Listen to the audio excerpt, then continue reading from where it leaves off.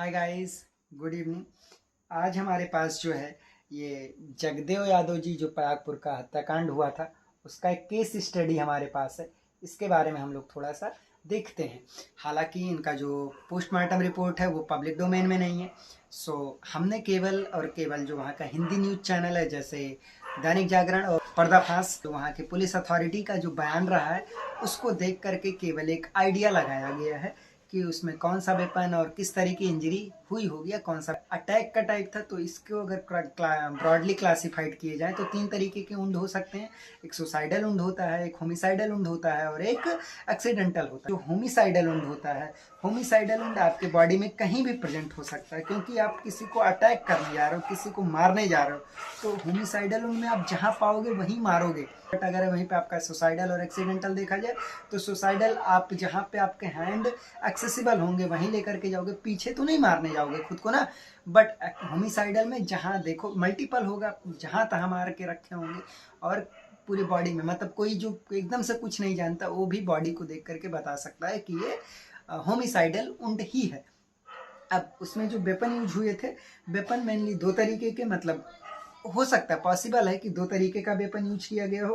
पहला जो वेपन रहा था, पहला शार्प एज वेपन रहा होगा और दूसरा शार्प पॉइंटेड वेपन रहा होगा। तो जो नुकीला वेपन रहा होगा, तो इस वेपन से जो इंजरी प्रोड्यूस करी जाती है वो मेनली तीन तरीके की इंजरी हुआ है: इंसाइज वुंड, चॉप वुंड और स्टैब वुंड। ये आपको यहाँ पे देखने को मिल सकते हैं। ये जो नीचे तीन तरीके के वुंड है ये आपको देखने को मिल सकते हैं। अब इसमें क्या डिफरेंस होता है, कैसा होता है, एक बार देख लेते हैं। जो आपका इंसाइज वुंड होता है, इंसाइज वुंड जैसे आपने ये अगर आप वेपन पकड़ रखा है तो आप ऐसे काटोगे इंसाइज वुंड, तो आप जहाँ बिगिनिंग करोगे, जहाँ शुरुआत करोगे, वो घाव ज़्यादा गहरा होगा। उस घाव को जो ज़्यादा गहरा होगा उसे हेड ऑफ द वुंड कहते हैं। और जब आप ऐसे खींच के हुए लेकर के पीछे लेकर के आओगे तो जो नीचे पीछे टेल नजर आएगी, मतलब घाव ऊपर ऊपर होता चल जाएगा, तो उसे टेलिंग ऑफ द वुंड कहते हैं।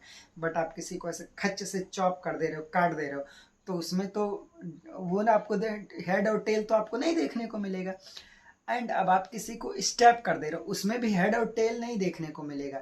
लेकिन वो जो आप किसी को ऐसे घोप करके मार रहे हो तो इसमें जो घाव का जो लेंथ और विड्थ होगा वो बहुत कम होगा, बट वो इनसाइड द बॉडी ज़्यादा अंदर होगा। डीपनेस जो डीपर होगा, बॉडी के अंदर घाव ज़्यादा होगा।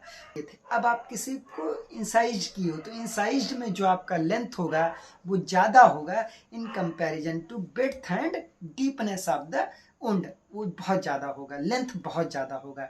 हालांकि ये कोई पोस्टमार्टम रिपोर्ट नहीं है तो हम एग्जैक्ट नंबर नहीं बता पा रहे हैं कि कितना इंसाइज उंड था या कितना चॉप उंड थे या कितना स्टैब उंड था, बट कुछ ना कुछ तो रहा ही होगा। अगर ये पब्लिक डोमेन में होता तो ज़्यादा बेहतर होता आप लोगों को समझाने के लिए।